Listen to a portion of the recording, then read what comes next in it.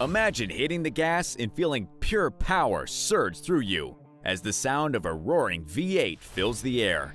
But not all muscle cars are made equal, especially in 1969, when some engines sounded like thunder rolling through the streets. But what engine has a sound so smooth it was almost polite until you hit the gas? And which ones roared like a wild beast, leaving no doubt it owned the road? Well, stick around to find out which of these beasts ruled the streets with a sound that still echoes in the memories of muscle car fans. Number 40. The 1969 Ford Falcon GT. The 1969 Ford Falcon GT, specifically the XW GT, was a real game changer down under. This wasn't just about looks. It had a 351 cubic inch V8 that roared like a beast when you hit the gas. The 351 Windsor engine originally powered this monster, but soon Ford swapped it with the most famous 351 Cleveland, adding even more punch to the engine's deep, throaty sound. But the sound wasn't the only thing that set it apart. The Falcon GT came with serious style, sporting aggressive details like a huge bonnet scoop, racing mirrors, and those iconic locking pins on the hood. With dual exhaust that belted out a mean note from each corner, it was clear that this car meant business. Ford even created two special versions, the GT-HO Phase 1 and Phase 2, specifically built for racing fans. They fine-tuned the engine, brakes, and handling so the Falcon could thunder through the Touring Car Championship, with fans cheering on legends like Moffitt. The Subaru decals on the sides weren't just for show either. They were a nod to the Falcon's 4-barrel 351 V8, which was all about performance. Imagine standing next to this beast, hearing the sound of all that power rumbling through its pipes. It's an experience that would give any car enthusiast chills.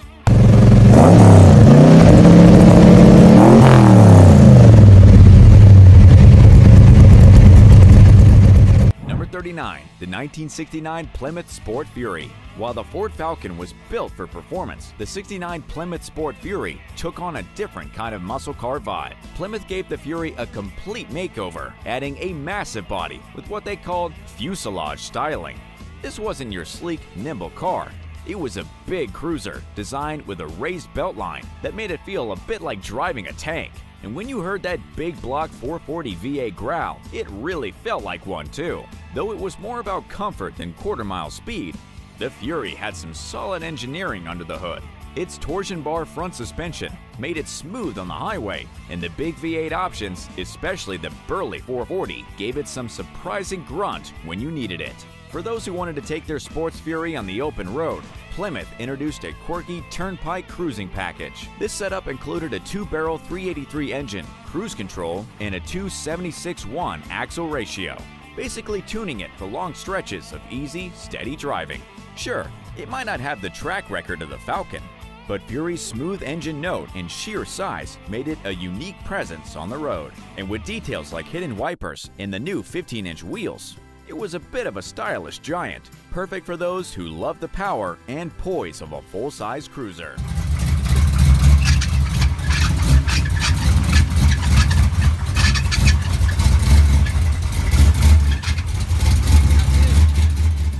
Number 38. The 1969 Pontiac Le Mans. Then there was the Pontiac Le Mans, a gem crafted during John DeLorean's iconic run at Pontiac. It wasn't the top dog in the lineup. That honor went to the GTO.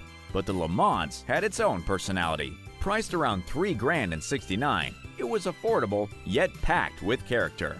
Under the hood, Pontiac offered something unexpected: the overhead Cam 6 engine, one of DeLorean's engineering feats. This wasn't your typical V8 roar. Instead, the Le Mans purred with a unique sound thanks to its timing belt-driven straight six. The base Le Mans engine delivered 175 horsepower, while the high-performance Sprint version cranked it up with 230. The Sprint might not have matched the GTO's Thunder, but it offered a lighter, sportier feel that made handling a breeze. Though not a roaring beast like the V8s of the era, the 08 C6 had a satisfying, smooth tone, a balanced hum that was rare in muscle cars.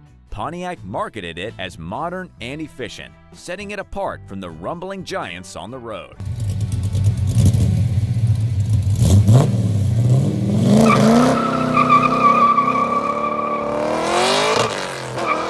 Number 37. The 1969 Ford Galaxy. The Ford Galaxy's roots trace back to the late 50s, named in honor of the space race. By 1969, it had evolved into a full-size powerhouse ready to battle Chevy's Impala and Dodge's Polara. But the real thrill came from the engine choices Ford offered that year, especially the 429 cubic inch Thunderjet. This big block V8 replaced the 427 and 428 engines, revving up to 360 horsepower with its dual exhaust version. Imagine hearing that Thunderjet growl. Every time you pressed down on the gas, you unleashed a deep, powerful rumble that only a big block V8 could deliver. It wasn't just loud, it was the kind of sound that turned heads from blocks away. And the Galaxy wasn't just about brute force. Ford gave it some style upgrades too. The interior had a driver-focused dashboard, and the sports roof models had a sleek, fastback look. In short, the Galaxy combined elegance and raw power, making it a legend among full-size muscle cars.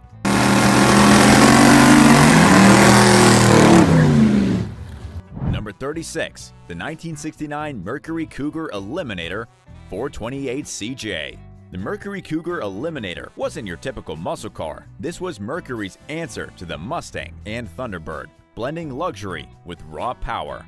Within the mighty 428 Cobra Jet V8, under the hood, this Cougar wasn't just purring, it was roaring a 390-plus horsepower. Even though it was officially rated at 335 HP, Mercury only rolled out 302 of these 7-liter big block monsters in the Eliminator trim, making it a rare and sought-after gem.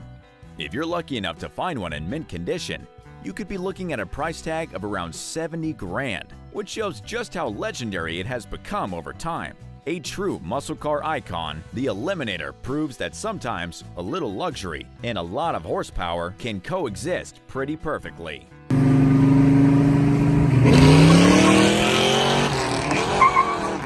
Number 35. The 1969 Mercury Cyclone 428 CJ.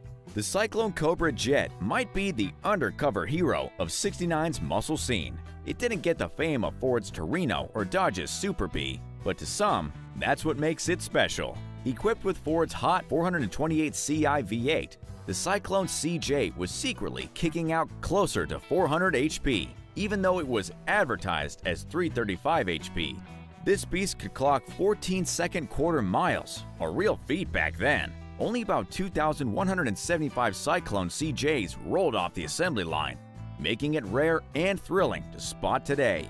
The Cyclone CJ was a powerhouse wrapped in a cloak of mystery, capturing the rebellious spirit of the muscle car era for those who preferred a car that spoke softly but carried a big stick under the hood.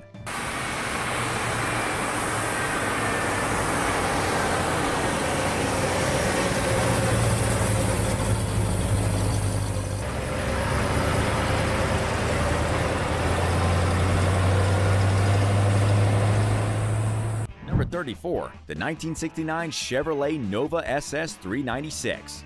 Chevy's Nova SS 396 was the car for anyone wanting power without the show-off factor. It looked like an ordinary compact, but pop the hood and there was a ferocious 396 SID V8 engine waiting to roar.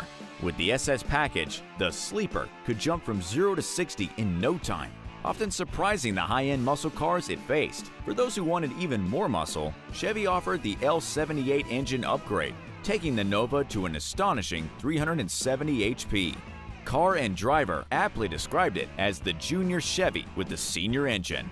It was fast, powerful, and balanced. 55% of its weight was on the front axle, a rare setup among muscle cars that let the Nova unleash its fury on the streets with ease. Number 33. The 69 Dodge Charger 500 Hemi. This car was Chrysler's attempt to conquer NASCAR, and it's packed with raw, ground-shaking power.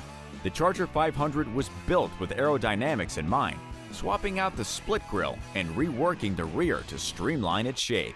But let's talk about that engine. When the 426 Hemi was fired up, it didn't just growl, it roared. The sound was intense, thanks to its big V8 cylinders pushing out an almost mythic rumble. Testers loved its agility on the street, especially with its manual transmission that could hit the quarter mile in just over 13 seconds, topping out around 104 miles per hour.